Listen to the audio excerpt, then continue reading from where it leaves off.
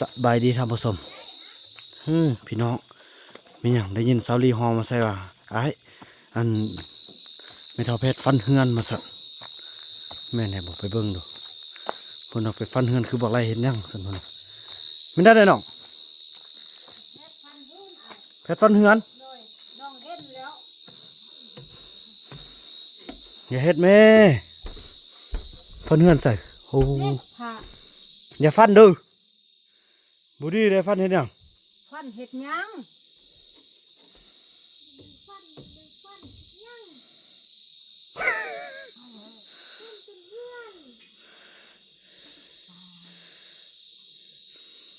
เป็นอย่าฟันเด้อเอ้ยเท่าแก่แล้วก็จังซี่แหละพี่น้องเอ้ยเราฟันปุ้งปังปุ้งปังเนี่ยน้องยู่หันน้องเห็นแล้วยิ่งเบิ่งเห็นแล้วฟันแพทฟันหื้นหันฟันก็เลยอันโต๊ะตั้งเนี่ยกับไปปาดหมดพี่น้องเอ้ยบอกเอาบ่ต้องฟันมาไหมบ่ต้องฟันเงินเฮาฟันมันหนึ่งโปดฟันบ่ถึงก็ปอดนี่พาเฮากะยาแต่ว่ามันว่าพาเฮาสั่นฟันกะยาพาเฮาตีจังได๋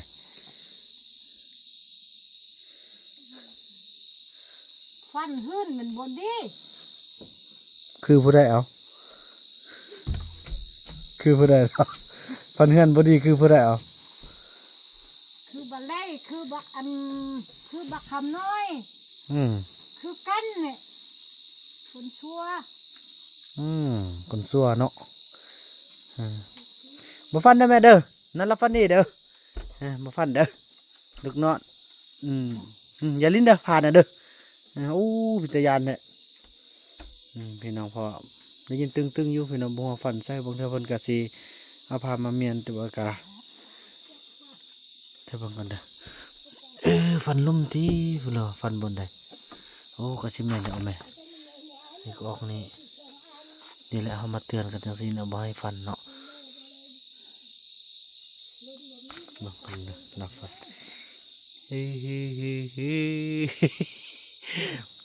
บ่ฟันเนาะแม่ยอกซื่อๆเนาะ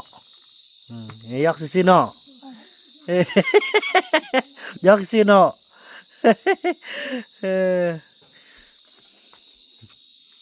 แม่นกรุบเลยพี่น้องเอ้ยโอ้เหือนพากันกวดไม่เท่ามีแต่กวดดีวะแม่พี่น้องเอ้ยอันนี้นะฟันมัดปาดมัดพี่น้องเอ้ยบนเขาก็ฟันมัดปาดมัดอันนี้อีแพทย์บ่ฟันอีแพทย์อายอันเดียวเนี่ยเขาฟันนอนบ่ได้แล้วพี่น้องไม่คัดมัดหรอกนอนบ่ได้อายขาดมัดไม่เท่ามีบ่ได้ปัดติก็อายบ่มีเคนเด่นเนาะนั่นนี่หนึ่งอย่าอัดพวกเอี้ยมนะแม่บ่นึงผู้บ่าวมาหุ่นว่าภาษาน้องดูเนาะว่าเอาแกะว่าทุกยาแกว่าสุบยาหรือเบี้ยนบ่มียาทุบแหละบ่มีที่หันเน่บ่มีจิทานลูกสาวเซออันนี้ก็จำใจกับแม่ทัพมีนอนนี้แม่ทัพแพทย์ให้ปัดทิมแล้วพี่น้องเอ้ยโอ้ยำได้เดี๋ยวสิมีไฟเข้ามาเด้พี่น้องเอ้ยเนาะไฟโซลาร์เซลล์ของอันมอนูนมอคูนเนี่ยเอาไปให้ก็ไปมางมดพี่น้องเอ้ยเนาะไอไปให้2-3เทื่อแต่ละเทื่อกับมางมดเนาะมางมดพี่น้องก็เลยพากัน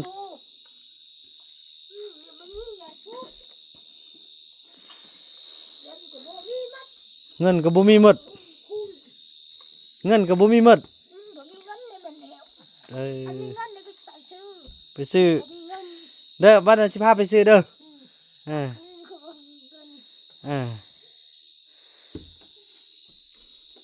อันเมทัลมีนี่ก็มีดอกนึงเนาะไฟเนาะแต่ละดอกแต่ละลังก็มีหมดมาคูนก็เฮอแล้วเนาะนู่นก็เฮอหมดแล้วก็พากันไปมางไปแกะพี่น้องเอ้ยสัตว์อยู่บ่เป็นเบานำกับบ่ บอกว่าบ่ต้องฟันเฮือนบ่ดีสิเด้อ ฟันที่บนหื้นอย่าตื่นอย่าเชื่อ เออต้องฟันเนาะมันบ่ดี อันพันก็ต้องพันนี่นำมันจับเอาไปที่เด็ก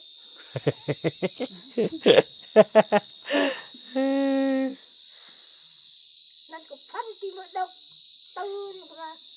ต้น ที่มาดกก็ตื่นโอ้ชิมือชิมือชิมือ อันต้นเอานอนต้นดึกนั่นน่ะ นอนก็บ่ได้นอนดีดี แม่นแท้พี่น้องเอ้ย นอนดีดีก็บ่เป็นหยัง กลางคืนนี่ก็เลยมาบ่จักไล่แมวบ่จักพาฟันบ่จักโยนอันนี้โยนอันนั้นพี่น้องเอ้ยตึงต่างตึงต่าง อันนี้พันอันนั้นพันอันนี้พันอันนั้นพันอันนี้พันอันนั้นยังหื้อ จักบ่สร้างสิว่าพี่น้องไกลดูต้นอยู่ พันอันนี้ ทับหน้าพี่น้องตึง อันฟันเต้นกูตื่นตื่นนี่เขาจะทำไอ้ดำก็จับเอาไปคุณเอง ต้นสาดแล้วพี่น้องบางคืนในบ่าวน้ำก็ได้ตื่นนำพี่น้องบ่จักอ่า มาดไว้ก่อน บ่จักตื่นคนเมาเหล้าบ่จักตื่นเอ้า จับเขา อันนั้นไฟหยัง เก่าแกะเอาออกปล่อยมาอันนอนลูกที่ลูกจอมไปโลดดี บ่บอกไฟแดงๆเดี๋ยวพี่น้องเดี๋ยวมันคนมาลักไก่ติ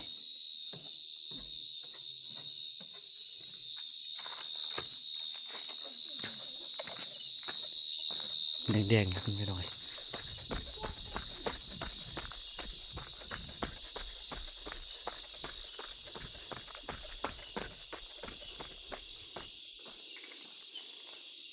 จะมาไต่เขียดเลย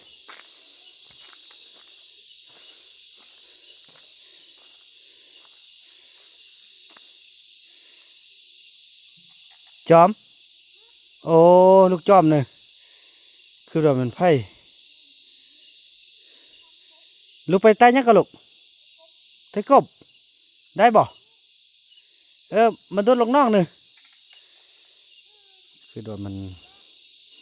อะไรมันจอมใจพี่น้องเอ้ย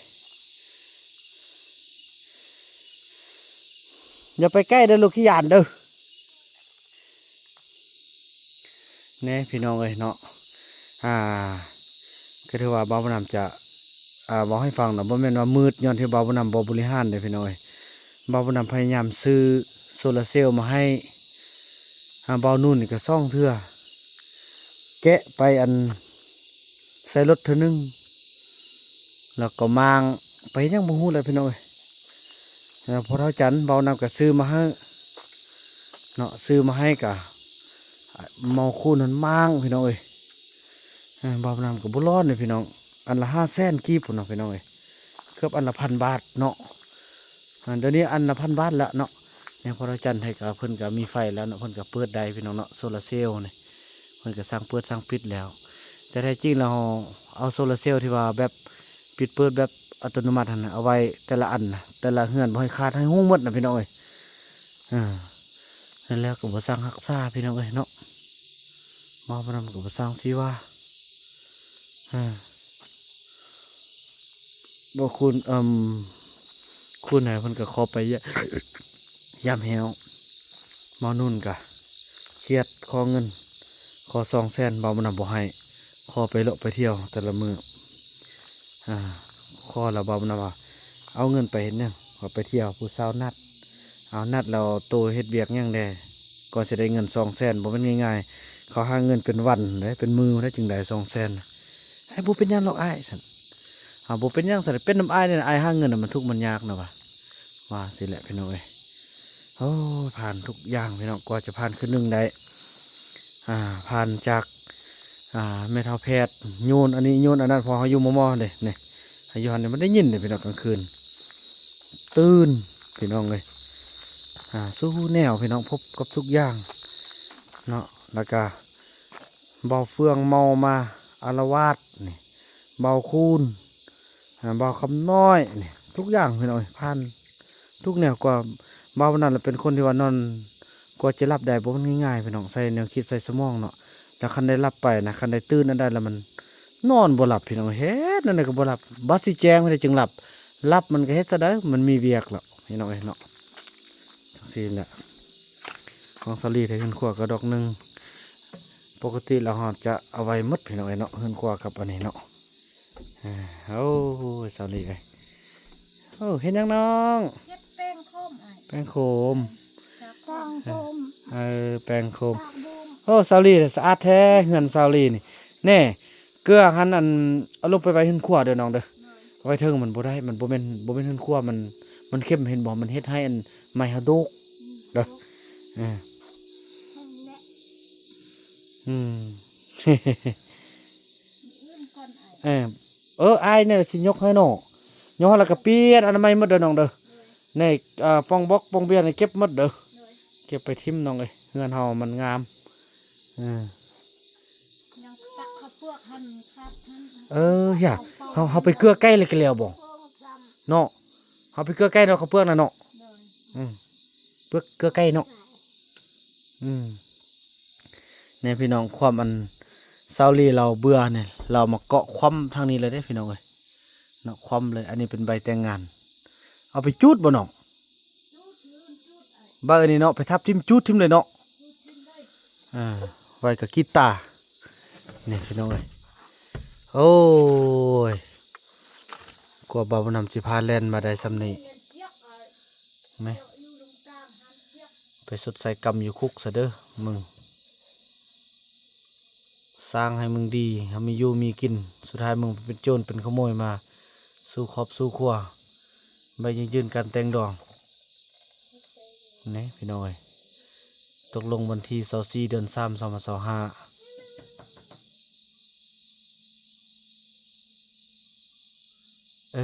พี่น้องสัตว์มาสัตว์ซัวใจมานใจมาเอาแท้ว่าซาลีลกคว่ำเลยเด้พี่น้อยเนาะฮะมื้ออื่นซาลีจะไปทับทิมเด้อทับอันเนี่ยไปทับทิมอยู่อันคุ้มพุ่นเด้อแก้วน่ะเด้อแล้วก็เอาไฟจูดทิมเลยเด้อ จูดขึ้น ให้จูดบ่ให้มันเลื่อนยังเครื่องนี่เขาก็กองนี่ผู้ใดไอ้นู่นที่ไปจุดทิมน่ะ อีนู่นเลย ฮอบ เอาไปจุดขึ้นพูด เขาไปจุดหมดเลยบ่ทำมันอยู่คนบ่ดีนะคนบ่ดีบ่ต้องมันอยู่เครื่องก็บ่ดีเนาะ เครื่องบอกว่าได้ไอ้ อืม เครื่องเก็บมัดอย่างที่เครื่องน้องหัน อืม บ่ได้จุดเค อืม รื่อง คือ น้อง เอาเครื่องเฮาได้บ่จุดแล้วเครื่องเฮาน่ะคันมีเครื่องมักไล่เราเอาไปทิ่มหมดเด้อจุดทิ่มหมดบ่ต้อง มั มัน ดแล้วไอ้ หมดแล้ว เลยมัด อ่า แล้ว ไอ้ อย่างที่น้องเครื่องเฮามัด ไอ้บ่มักไอ้สั่งมันที่สุดเลย ไอ้เสียใจน้องเอ้ยเฮาช่วยมันทุกอย่างบ่สุดท้ายมันมาเฮ็ดให้เฮาเจ็บเนาะ และ คนบ่ดีเอาแท้เอาว่า คนบ่ได้ไอ้ นี่แหละน้องเอ้ยถ้าน้องฮู้แบบนี้แล้วจึงฮู้ว่าผู้ใดดีผู้ใดบ่ดีอันนี้มื้ออื่นอาจสิพาอนามัยเด้อเฮือนเด้ออนามัยเก่งๆงามเลยเนาะนี่อันนี้เขาเจ้าก็เอาเทียนมาจูดล้างให้น้องล้างเลือดล้างยาง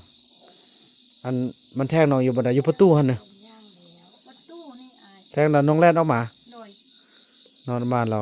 บ่น้องออกมาพุ่น อืม ย่างมาแล้วน้องใครออก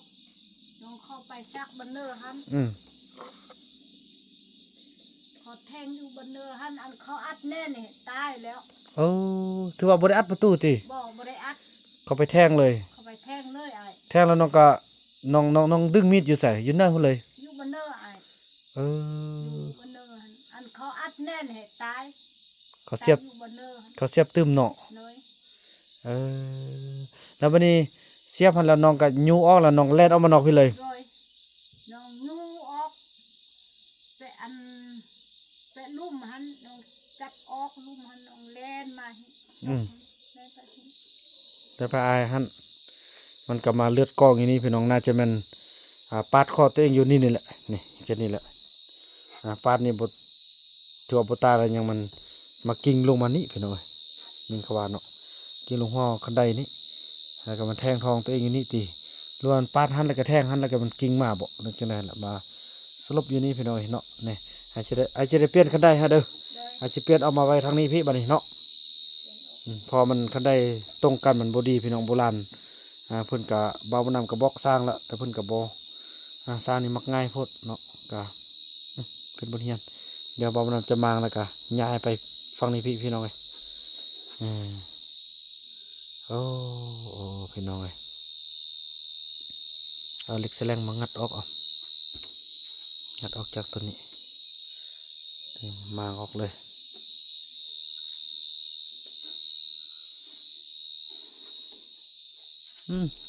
อันนี้อาจจะเชื่อเมื่อไว้บานก่อนตั้งนี่นะออกไว้อันนี้เป็นตั้งบาปนำพี่น้องเลยไม่ดูเด้พี่น้องเลยเนาะห้ายากเลยเด้ไม่ประดูพัดดีๆไปใส่ก่อนนั่นเด้อไอ้ชินอนกันเด้อแม่เด้อลูกไปนอนกันเด้อ โดย อยากกระเอินใส่ไอายเด้อ โดย ไอ้ย่าบ้านอันสมมุติไอายเฮ็ดอันนั้นแล้วอยู่เทิงหั่นไอายขึ้นไปนอนเทิงน้องบ่ยานแตอยู่ลุ่มน่ะ บ่ บ่ยานอายุมอนี่เนาะ อยู่หม้อนี่ ไม่หยังกะ อยู่หม้อ ไม่หยังกะเล่นเอิ้นกันเนาะ โดย แล้วไอายจะเอาวอเฮาอันหนึงห้องใส่ก็ได้ห้องก็ได้ยินเนาะ มันก็ยินเนี่ยไอ้ แต่ละคนนี่ไอายสิแปลงประตูให้เวลาเข้าไปนอนแล้วก็ล็อกประตูดี โดย ๆบ่มีไฟนั่นล่ะไอายสิซอกดอกไฟมาใส่เต็มตามนี้นะใส่ดอกไฟหมดให้มันหุ่งกลางคืนเราบอกเขาบัดอาจสิบอกเขาซื้อดอกไฟมาใส่แล้วบ่ต้องมางบ่ต้องทับบ่ต้องมั่งบ่ต้องทับ เนี่ยเขาซื้อแบบนี้เนาะเขายำมันหุ่งเนาะ มันหุ้ง อาชีซื้อมาให้บ่ให้ญาติอาก็นอนเทิงพุ่นพอให้นอนลุ่มนี่มันนั่นคนเมานะคนเมามาแล้วมันนั่นแล้วก็เปิดเพลงมันก็นั่นก็บ่ได้ไกลกันเนาะอยู่เทิงอันหนึงเนาะ อยู่เทิงหันบ่ไกล อืม หม้อนี่อยู่เทิงเนี่ย เนาะอยู่มอๆนี่เนาะเนี่ยก็แล่นขึ้นไปหาลูกอ่ะเด้ออันนี้เฮากระทางแป้นมันทำมันเห็นกันเลยเนาะ ทาง มันเห็นกันเลยนั่นล่ะเด้อลูกไปนอนก่อนพี่น้องเอ้ยก็ถือว่าพูนไม่เท่าแพทย์จึงเครื่องพุ่น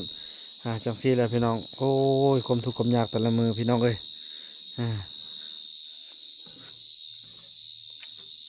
โอ้จีนายก็ห้องแห้งแล้วเด้ถือว่าจังสั้นแล้วพี่น้องถือว่าคลิปนี้บ่าวนำจะขออนุญาตจบคลิปกันสำนี้ก่อนบุญรอดกับสาวติ๊กแค่บ่มีปัญหาเนาะมีไฟใช้มีทุกอย่างละพี่น้องเอ้ยอันนี้ทุกคนที่รักษาเนี่ยก็ถือว่ามีพี่น้องเอ้ยเนาะมีอันใช้แต่ว่าบ่รักษาก็มีแต่ซ่องล่างแหละพี่น้องเอ้ยเนาะนี่หันขวาก็มีดอกไฟโอ้สาวติ๊กอย่างเด้จะได้ซอกใส่ก่อนที่บ่าวนำจะขึ้นไปบ่าวนำจะเฮ็ดหลักดีๆพี่น้องเฮ็ดไฟย่องทางให้กับเจ้าเนาะย่องมันห้องเป็นแถวไปเลยพี่น้องเอ้ยจังสารพี่น้องเนาะคลิปนี้บ่าวนำขออนุญาตจบคลิปกันสำนี้ก่อนเด้อแล้วก็พบกันใหม่ในคลิปต่อไปเนาะพุ่นลงมือของเราพี่น้องพุ่นหยุดเนี่ยความสำนึกพี่น้องความซึ้งความทรงจำยังคิดเห็นห้วยเห็นห้องเห็นบนนั้นบนนี้แล้วก็อยากไปแต่บ่มีกำลังไปเด้อบ่าวนำจะไปให้ทุกคนได้เบิ่งเด้อลงมือเราเด้อ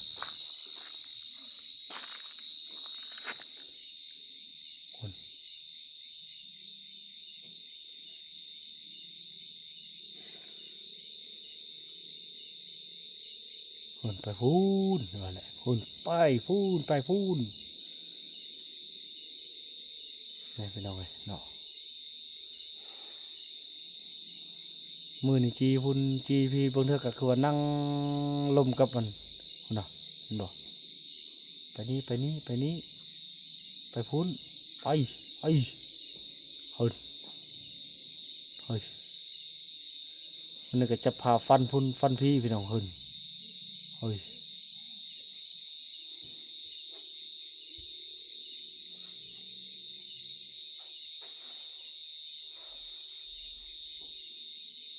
โอ้ยเนาะดูต้นสาชีวิตจะได้ไม่เท่าเอ้ยขันจะเท่าเจ้าแก่ค่อยกระบอห่วงจะดอกนี่จะเท่าเจ้าแก่จะไปเศร้าบ่ได้แล้วความทรงจำพี่น้องมันบอกเรื่องความผูกพันนี่ฟื้นขึ้นนะครับเจอห้วยนั้นห้วยนี้ย่างต่างพี่น้องเลยเนาะ